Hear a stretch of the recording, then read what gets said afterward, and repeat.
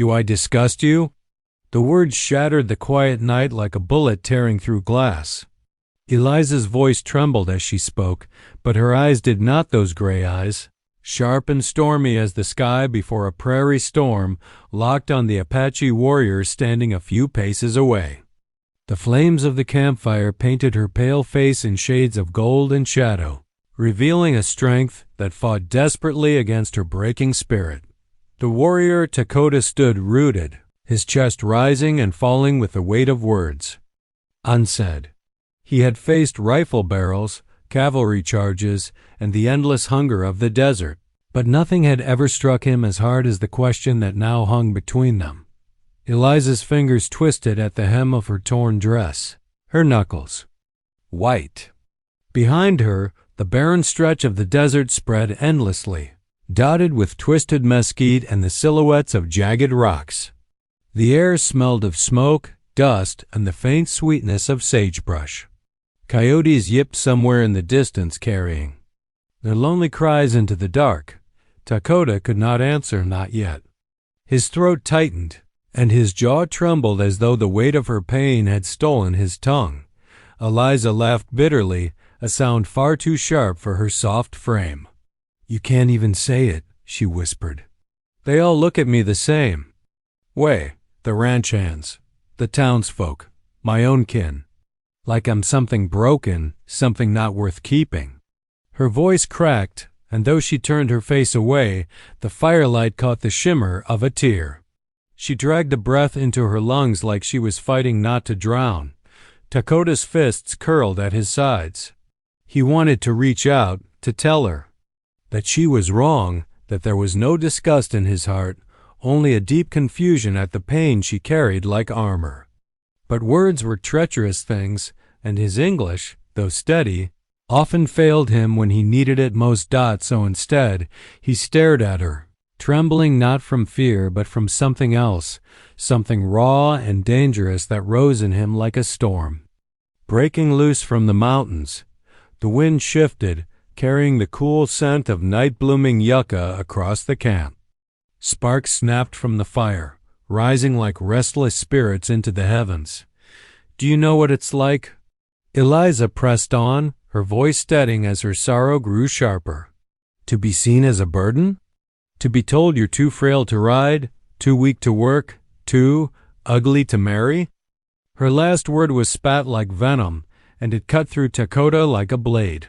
He remembered the first time he had seen her alone by the river, clutching a basket of washing, her hair whipping wild in the wind.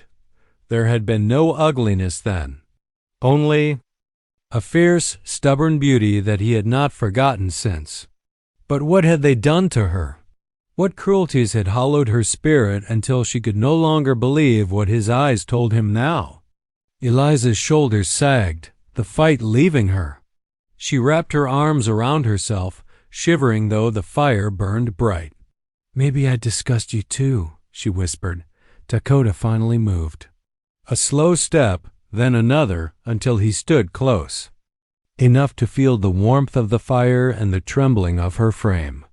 His hand lifted halfway, fingers flexing as though reaching for her cheek, but he hesitated.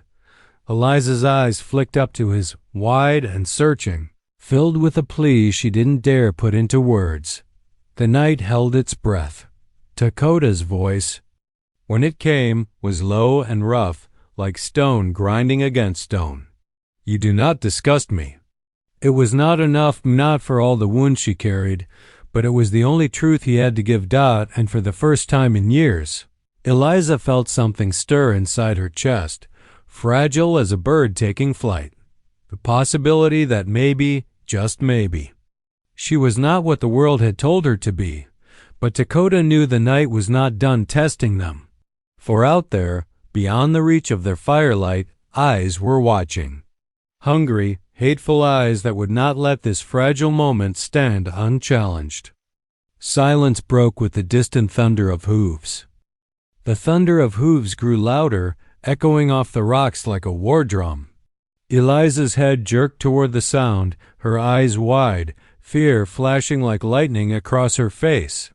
Dakota's body stiffened, instincts sharpened from years of survival. His hand went to the knife at his belt, the firelight glinting off its blade as if it had already tasted the night. "Eliza," he said quietly, his voice gravel deep, "stay close." The girl's breath hitched, but she obeyed, clutching her shawl tighter around her thin shoulders. The desert seemed to shift, every shadow suddenly alive, every whisper of wind carrying menace. Out beyond the circle of firelight, the silhouettes. Appeared first riders. 4, maybe 5, their forms black against the star-swept sky. The horses snorted, restless, their iron shoes striking sparks against hidden stones. Eliza's lips parted, trembling words caught in her throat. "They followed us." Dakota glanced at her sharply, 1,000 unspoken questions in his gaze, but this was not the time for answers. His eyes snapped back to the riders as they closed in, their outlines hardening into men armed with rifles slung across their backs and pistols gleaming at their hips. One of them, a man with a broad hat pulled low and a scar slicing down his cheek, raised a hand, signaling the others to halt just outside the fire's glow. Their horses shifted, stamping impatiently. "Well now?" the scarred man drawled, his voice carrying easy over the distance, laced with venomous amusement. "A little campfire meeting. And here I thought we might find something worth talking." Eliza flinched, her hand brushing against Dakota's arm as if by instinct. His muscles tightened, but he didn't move. His eyes locked on the intruders. "Leave," Dakota said, his tone low but edged with iron. Scarface laughed, throwing his head back, the sound cutting through the desert stillness. "Hear that, boys? The redskin thinks he can tell us where to go." He leaned forward in the saddle, his teeth flashing in the firelight. "That girl with you, she looks mighty familiar. Ain't she the one from the ranch near Willow Creek? Heard tell she ran off. Her pa's been crying foul ever since. Said she's damaged goods anyhow, not worth the cattle he lost." Eliza's face burned crimson, her whole body shuddering. The words were knives, sharper than any blade, digging into the wound she carried deepest. She stepped back, but Dakota moved with her, shielding her from their eyes. "You will not touch her," Dakota said, each word measured, steady, yet brimming with an undercurrent of fury. Scarface's grin widened. "Or what? You'll fight us all with that little knife? We've got bullets enough to put you in the ground 10 times over." The other riders chuckled darkly, their horses pawing the earth as if tasting the tension in the air. Dakota's heart pounded, not with fear, but with something more dangerous, resolve. He had faced worse odds, but never with something so precious at stake. Not his honor, not his tribe, but this trembling girl beside him, whose spirit had been crushed by voices like theirs until she believed herself unworthy. He could not let them win. "Eliza," he murmured without turning his head, "do not fear their words. They mean nothing." "But—" She was shaking, her breath shallow, her eyes fixed on the men who mocked her very existence. The firelight flickered across her face, catching the sheen of fresh tears. Scarface spat into the dirt, his voice turning cold. "Step aside, Redskin. That girl don't belong to you." Dakota lifted his chin, his long hair falling loose across his shoulders, black as the night around them. The tribal jewelry at his chest caught the firelight like the gleam of a warrior's armor. "She belongs to no man," he said firmly. "Not to you. Not to her father. Not to me." For a moment, silence stretched, taut as a bowstring. The riders shifted, uneasy. They had expected submission, not defiance wrapped in calm. Scarface snarled, "Fine, then we'll take her anyway."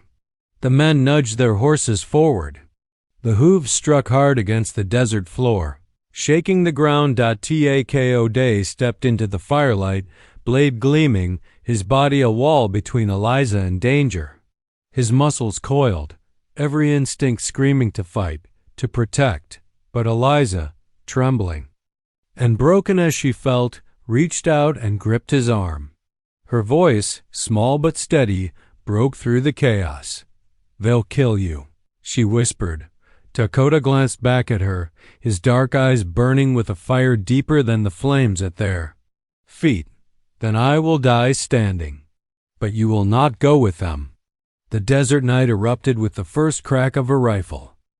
The rifle cracked, splitting the night wide open. Sparks leapt from the fire as if the flames themselves recoiled from the violence. Eliza gasped, clutching Dakota's arm, her whole body stiffening in terror. The shot whistled past, kicking up dirt just inches from Dakota's bare feet. The riders laughed, a harsh, jagged sound that rattled through the desert air. Dakota didn't flinch. He stood rooted, the knife steady in his hand, his chest rising and falling with the slow rhythm of a predator ready to strike. His dark eyes locked on Scarface, who still held the smoking rifle. "You missed," Dakota said, his voice carrying calm steel. Scarface sneered. "Next one won't." He jerked his chin at the others. "Get her." The horses lunged forward, hooves thundering against the earth. Dust swirled into the firelight, mixing with smoke, sparks, and fear. Eliza staggered back, her shawl slipping from her shoulders, her breath sharp in her throat. Dakota moved, with a fluid motion. He grabbed a burning brand from the fire and swung it high, the flames hissing as they cut through the air. The horses shrieked, rearing in panic, their riders thrown off balance. One man tumbled hard into the dirt, cursing as he scrambled for his pistol. Dakota hurled the torch at him. It struck the ground near his face, flames licking at the dry brush. The man yelped, rolling away, his pistol clattering USELESSLY. Another rider, quicker than the rest, raised his revolver and fired. The bullet ripped through the air, too close. Eliza screamed, ducking instinctively. Dakota lunged forward, knife flashing. He caught the man's arm as the rider thundered past, slicing deep. The revolver dropped into the dust as the man howled, clutching his wound. His horse bolted into the dark, carrying him away with it. The fire's glow turned everything into chaos, shadows leaping, men shouting, the acrid tang of gunpowder stinging the air. "Eliza!" Dakota barked. "Stay behind me." But Eliza couldn't keep still. Her blood roared in her ears, and for the first time, something inside her refused to be small, to shrink, to hide. She spotted the revolver in the dirt, the one Dakota had. Knocked free. Hard hammering, she dove for it, her fingers wrapping around the cold iron grip. The weight of it nearly unmoored her. She had never fired a gun before. But as one of the riders circled back, eyes blazing, his pistol drawn and aimed squarely at Dakota's back, Eliza raised the weapon with shaking hands. Her breath caught. Her arms trembled. But she pulled the trigger. The blast rang in her ears, louder than thunder, brighter than lightning. The bullet struck the rider's shoulder, spinning him off his horse with a scream. He hit the ground hard and didn't rise. The world froze for Eliza. The revolver slipped from her hands, and her knees buckled. She stared at the fallen man, chest heaving, the ringing in her ears drowning out everything else. She had never wanted to harm anyone, and yet, in this moment, she had saved Dakota's life.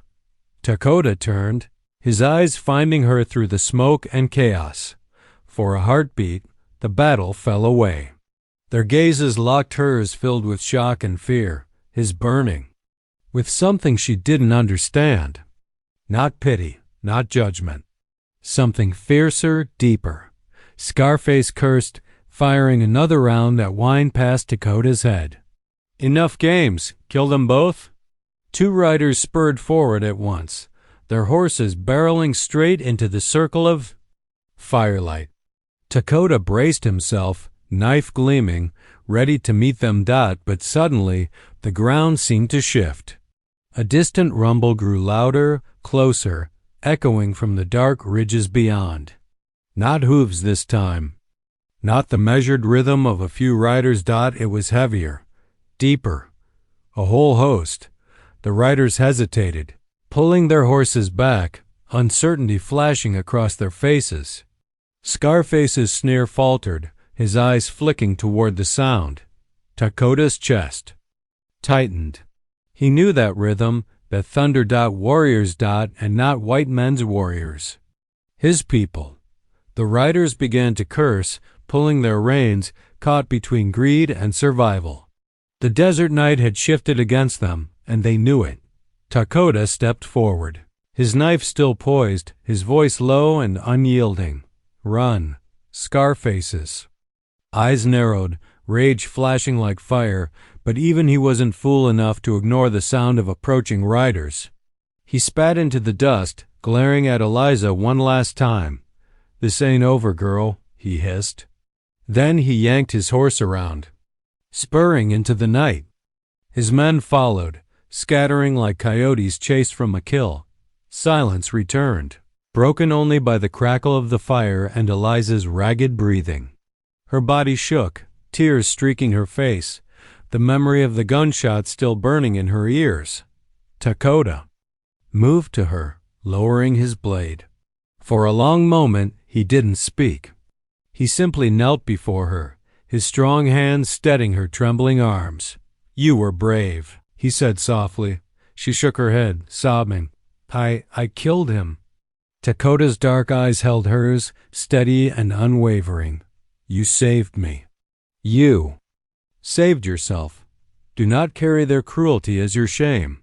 The sound of the approaching riders swelled, echoing through the desert. Eliza's tears froze, her gaze snapping to the horizon. Takota stood, his face hardening as the firelight caught the silver glint of his tribal jewelry. "My people come," he said. "But whether they see you as friend or foe, that, Eliza, will depend on me." The rumble grew louder, rolling across the desert floor like a storm breaking loose from the mountains. The fire crackled nervously, sparks snapping as if the flames themselves sensed what was coming. Eliza clutched at her shawl, her gray eyes darting to Takota. His jaw was set, his chest rising steady, though Eliza saw the weight in his gaze. "It is my people," he said, her breath caught. Relief mixed with dread, sharp and unsteady.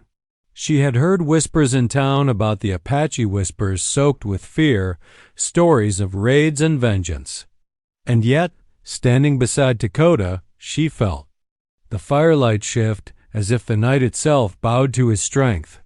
The riders crested the ridge, dark figures silhouetted against the moonlight, their horses streaming manes like banners of war. At least a dozen men, armed with bows, lances, and rifles gleaming faintly in the starlight. Their arrival was thunder and shadow, powerful and unstoppable. They drew up around the campfire, encircling Eliza and Takota in a tightening ring. The air smelled of leather, horse sweat, and dust stirred by pounding hooves. One man rode forward, taller than the rest, his braids bound with strips of red cloth. His chest bore painted markings, and an eagle feather crown swayed with his every movement. His eyes, dark and piercing, fell on Takota first and then slid coldly to Eliza. "Takota," he said in Apache, his voice sharp as flint. "What is this?" Eliza's stomach twisted. The man's tone was heavy with disapproval, and though she didn't understand the words, she understood their weight. She felt small, like the firelight could burn her away.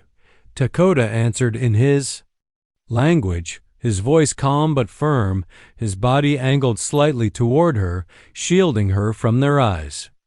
Eliza caught fragments her name, the word white, and then silence.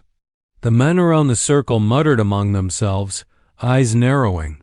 The tall man dismounted, his boots hitting the dirt with a soft thud. He approached slowly like a predator assessing its prey. When he stopped before Eliza, the fire painted his face in orange and shadow. His gaze was steady, unreadable, but she could feel the judgment behind it. "You?" he said in halting English, his voice deep and edged. "Why are you here?" Eliza's throat dried. Her voice nearly failed her, but she forced the words out, trembling but true. They came to take me." She gestured toward the direction Scarface and his men had fled. "He saved me." The Apache leader's eyes flicked to Dakota, then back to her. His expression didn't change. She lies. One of the younger warriors spat, his voice hot with contempt. "She is bait. The whites sent her to weaken us, to poison our hearts." Eliza's chest clenched. She wanted to protest, to scream she had no part in schemes or tricks, but the words tangled inside her. She had been called worse by her own kin, weak, broken, useless, but this felt heavier, more dangerous. Dakota stepped forward, his voice sharp as a blade. He spoke quickly in Apache, his tone rising with force. His words cracked like a whip, silencing the mutters. His broad shoulders squared, his bare chest glistening with firelight, his long black hair flowing down his back as if he were carved from the desert itself. The tribal jewelry at his neck rattled softly with each movement. The tall man studied him for a long moment, the fire reflecting in his eyes. Then he looked back at Eliza. "You shoot?" he asked, gesturing with two fingers like a pistol. Eliza froze, then nodded slowly, shame and pride battling in her chest. "I did," she whispered. The leader's brow furrowed. He turned to the younger warriors, his voice sharp. A ripple of reaction moved through them, some surprised, others disgusted. Dakota looked at Eliza then, his eyes steady, silently urging her not to cower. So she spoke again, stronger this time. I shot because they would have killed him. They wanted to take me. I couldn't." Her voice cracked, but she lifted her chin. "I won't let them take me." For a heartbeat, silence reigned. Even the fire seemed to hold its breath. Then the tall leader gave a single nod. "She speaks true," he said in Apache. His tone clipped. The younger warriors shifted uneasily, but none dared challenge him openly. Dakota's shoulders eased, only slightly, but his hand brushed briefly against Eliza's arm, a silent reassurance. Leader stepped closer to Dakota, lowering his voice so only he could hear. "Do not let your heart blind you," he warned. "The desert is cruel, the whites more cruel still. Do not bring her among us unless you are willing to bleed for her." Dakota's jaw tightened. He met the man's gaze without wavering. "Then I will bleed." Eliza didn't understand the words, but she felt the shift. The warrior's stares softened not with acceptance, but with the knowledge that Dakota had claimed something dangerous, something irreversible. The leader turned back to his men. "We ride," he commanded. Then, to Dakota, he added in English, "Bring her. She is your shadow now." Eliza shivered, unsure if it was protection or warning. But when Dakota touched her arm again, guiding her toward his horse, she knew only one thing for certain: the world she had known was gone, and she was stepping into his. The desert ride was silent, broken only by the steady rhythm of hooves and the sigh of the night wind. Eliza rode behind Dakota on his horse, her arms uncertainly wrapped around his waist. His bare back was warm beneath her trembling hands, every muscle taut with the strain of the night. The warriors rode in a loose circle around them, their painted faces unreadable, their gazes sharp as knives whenever they drifted her way. Eliza felt their judgment pressing in, heavier than the blanket of stars above. She whispered once, low so only Dakota could hear, "They hate me." Dakota's head tilted slightly, his long black hair brushing against her cheek with the movement. "They do not know you," he answered. His voice was calm, steady, like stone in a river. "But they never will," she said, bitterly. Dakota didn't reply. Instead, he urged his horse forward, as if carrying her deeper into a truth she wasn't ready to face. Hours passed before the camp revealed itself hidden in a shallow canyon, glowing with the light of dozens of fires. The smell of roasted corn and mesquite smoke filled the air. Dogs barked as the riders approached, children darted between the shadows of lodges, and women looked up from their work, their eyes narrowing as they spotted the pale stranger riding. In their midst, Eliza's throat tightened. Every glance felt like a lash. The whispers began at once, hushed but sharp, like the rustle of snakes in dry grass. Dakota dismounted and reached for her hand, steadying her as she slid awkwardly down. Her legs trembled from the long ride, but his grip was strong, grounding.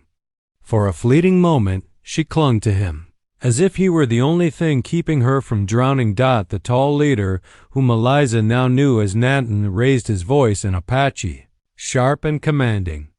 The camp quieted, though eyes still burned into her.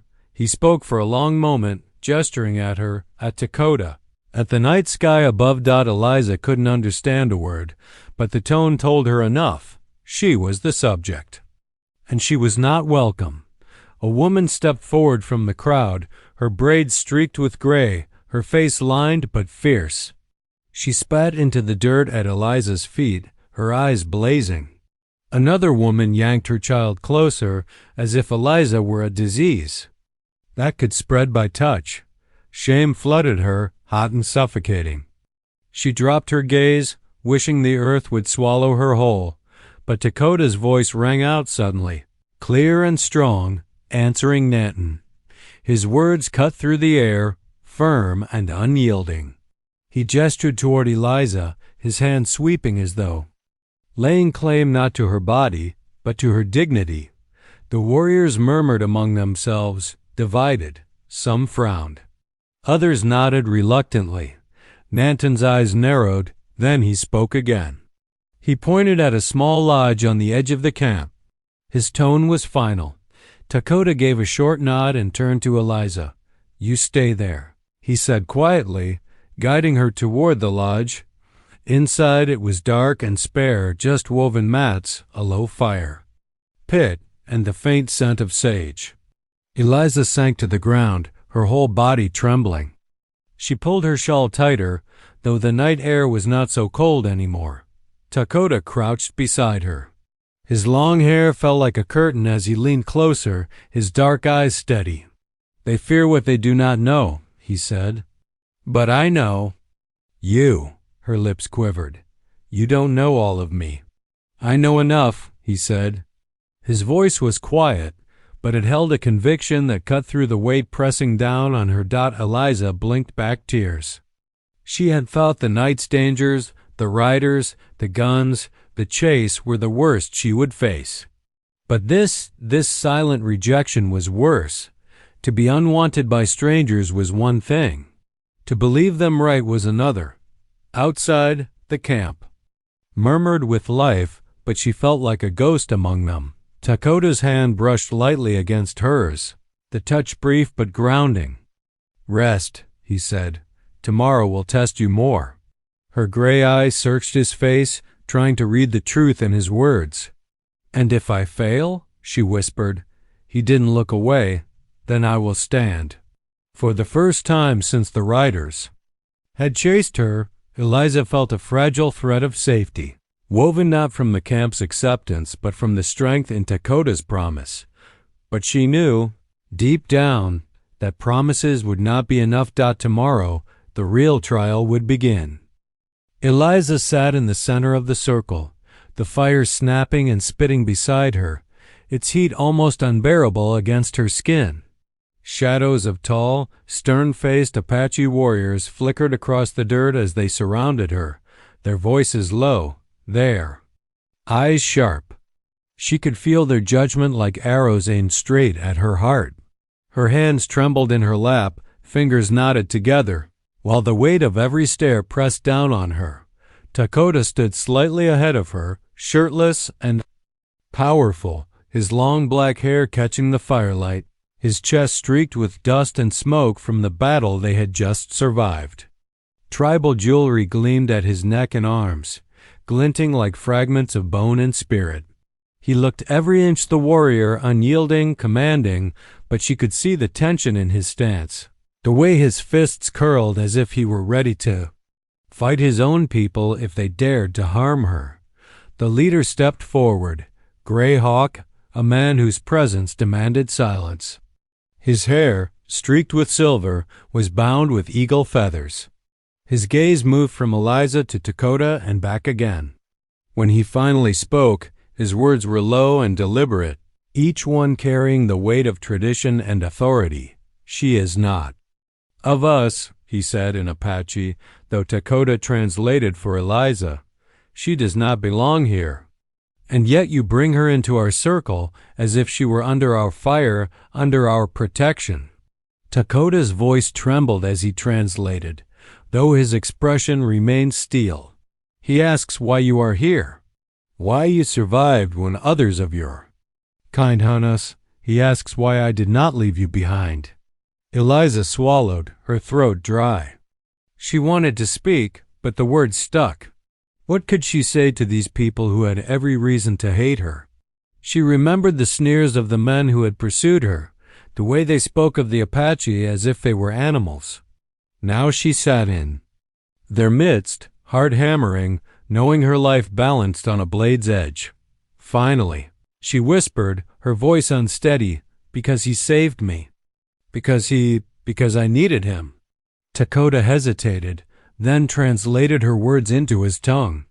A ripple of murmurs spread through the circle, some sharp with disbelief. Others muttered with anger. Greyhawk's eyes narrowed. And why did you save her, Dakota? Why do you tremble for her? The question struck like thunder. Dakota's jaw tightened, his chest rising with a sharp breath. He looked down at Eliza, her storm gray eyes wide, filled with fear but also something deeper, something that pulled at him, even now. He lifted his chin, his voice steady. Because she does not see me as less than a man, because she does not spit when I speak, because she looked at me and asked, "Do I disgust you?" And in that moment, I knew she carried the same wounds. As we do, she is broken, yes, but not by us, by them. The fire hissed, sparks rising into the dark sky as silence stretched long. An elder woman, her face carved with deep lines of wisdom, stepped from the crowd. She studied Eliza, her eyes sharp but not unkind. In her hand she held a piece of painted cloth, marked with old symbols. She laid it down at Eliza's feet. If she lies, the spirits will turn from her, the elder said. But if she speaks truth, we will see. The circle shifted, the air heavy with unseen weight. Eliza stared at the cloth, her heart pounding so loudly she thought everyone could hear it. She didn't know their customs, their trials, or what this test meant, but she knew her honesty was all she had. She lifted her gaze to Greyhawk, her voice cracking but true. I have nowhere else to go. I have no people. I have no home. But I do not wish harm on yours. I only ask to live. Dakota's jaw softened at her words, pride glinting in his dark eyes even as his body stayed rigid. The fire popped, and Oz. For a heartbeat, the night held its breath. Greyhawk's voice finally broke the silence. We will see if you are worthy of our fire. Until then, Dakota, her life is yours to guard. If she fails us, she fails you. Dakota bowed his head in acknowledgement, though his fist remained clenched. Eliza's breath rushed from her chest in a shudder, relief mingling with fear. She was alive for now, but as she looked around at the sea of faces, she knew this was only the beginning of her trial. The night stretched long, heavy with the weight of judgment. Eliza sat before the fire, the sacred cloth at her feet glowing faintly in the orange light. Every breath felt like a trial, every heartbeat like the echo of a drum before a verdict. Around her, the circle of Apache warriors and women sat in silence, their eyes unwavering. She felt as though the entire desert, from the whispering sagebrush to the far-off stars, was watching her. Dakota stood just behind her, his body a wall of strength. Shirtless, skin bronzed by firelight, his chest rising and falling with controlled breaths. His long black hair shimmered like a dark river, tribal jewelry clinking softly whenever he shifted. Eliza could feel his presence like a shield, steady, protective, fierce. Yet she also sensed his fear, though he buried it beneath his warriors. Masked Greyhawk finally raised his hand, his weathered face etched with wisdom and suspicion.